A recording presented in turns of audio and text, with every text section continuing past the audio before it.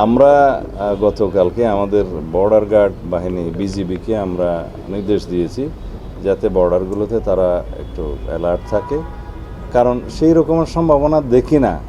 যদি হয় যাতে অ্যাড্রেস করতে পারে, সেই জন্য আমরা আগে থেকে সতর্কতা অবলম্বন করেছি। তবে আমার মনে হয় সেরকম কোনো ঘটনা ঘটবে না। 5th of আগস্টের পরে বৈষম্য বিরোধী আন্দোলনের সাথে সংশ্লিষ্ট বেশ কিছু মামলা হয়েছে, যেগুলো গণহত্যার মামলা এবং আওয়ামী ফ্যাসিবাদী বিভিন্ন মানবতা বিরোধী অপরাধের মামলা। এখানে আমরা তাদের কাছে তালিকা চেয়েছি জেলা পর্যায়ে, যে জেলাওয়ারি কতগুলো মামলা সেরকম দাখিল হয়েছে। এগুলো রিমোট ডিস্ট্রিক্টগুলোতে হয়তো কম, কিন্তু মহানগরগুলোতে সংখ্যা একটু বেশি। তাতে আমরা যাচাই বাছাই করে দেখব, যাতে আপনারা সবাই জানেন অনেক মামলার মধ্যে হাজার হাজার লোককে আসামি করা হয়েছে। সেগুলো আমরা যাচাই বাছাই করে দেখব সত্যিকার অর্থে প্রকৃত আসামি কারা, সেটা আইইউ তদন্ত কর্মকর্তাগণ এটা তদন্ত করে দেখবেন, এবং যাতে স্বল্প সময়ের ভিতরে সেটা ডিসপোজ অফ করতে পারে তদন্ত, সেটা দেখবেন। আর যাদেরকে উদ্দেশ্যপ্রণোদিতভাবে মামলায় অন্তর্ভুক্ত করা হয়েছে তাদেরকে যাতে নিষ্কৃতি দেয়, সেই সুপারিশটা আমরা করেছি। তবে এটা আইনানুগভাবেই হবে, আইনি প্রক্রিয়াই হবে। আর কি বিষয় ছিল, সড়ক মহাসড়কের উপরে কোনো রকমের পশুর হাট অনুমতি দেওয়া হবে না। রেল লাইনের অতি সন্নিকটে কোনো পশুর হাট অনুমতি দেওয়া হবে না। আর যে সমস্ত হাটবাজারে, বড় বড় হাটবাজারে অনেক সময় দেখা যায় যে বিভিন্ন জাল জালিয়াতি হচ্ছে, সেগুলো বডি ক্যামেরা নিয়ে পুলিশ পাহারা দিবে। এবং অনেক জায়গায় জাল নোটের কিছু কারবার দেখা গেছে অতীতের অভিজ্ঞতা, সেখানে জাল নোট ভেরিফিকেশনের জন্য পুলিশের পক্ষ থেকে কিছু মেশিন সরবরাহ করা হবে। ব্যাংকগুলো সেই ব্যাপারে কাছাকাছি যেগুলো আছে তৎপর থাকবে, এবং যাতে ডিসিপ্লিন রক্ষা করা যায় সেই জন্য আরও কিছু আমরা ব্যবস্থা নিয়েছি।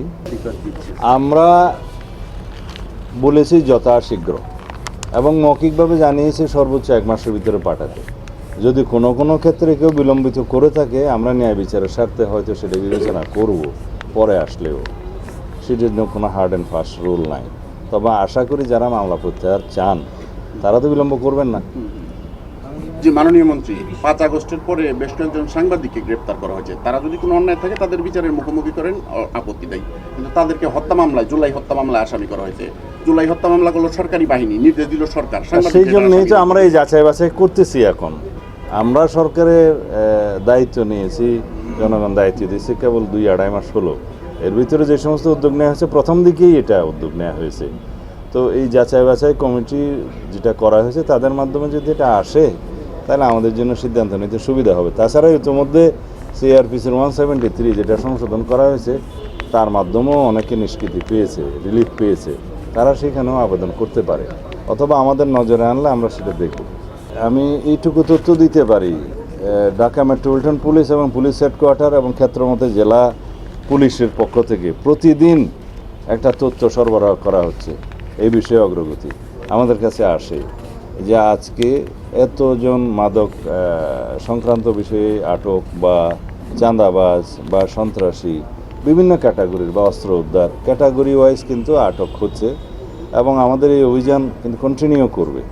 এই বিষয়ে আমরা জিরো টলারেন্স এই জন্যই ঘোষণা করেছি যে মাদক, বিশেষ করে জুয়া, অনলাইন, এগুলো বন্ধ না করতে পারলে সমাজের ব্যালেন্স নষ্ট হয়ে যায়। Thank you. অনলাইন জুয়ার অ্যাপস তো প্রকাশ্যে চলছে, ব্যবস্থা হচ্ছে এগুলোর বিরুদ্ধে ব্যবস্থা না।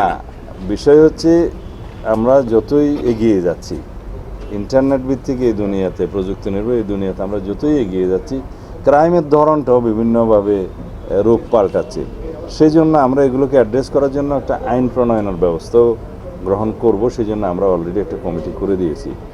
এর আগ পর্যন্ত আমরা যেভাবে পারি সেই সাইটগুলো, সেই ওয়েবগুলো ব্লক করার চেষ্টা করছি। আর এই সমস্ত ক্রাইমগুলো তো আগে এত বিস্তৃত ছিল না, সেই জন্য হয়তো আগের সরকারগুলো ওইভাবে অ্যাড্রেস করেনি। এখন আমাদের এটা প্রায়োরিটি, অগ্রাধিকার। জুয়া, অনলাইন জুয়া, মাদক, এগুলো আমাদের অগ্রাধিকার, এগুলো বন্ধ করতেই হবে। বিকাশ দিয়ে পেমেন্ট করা যায়।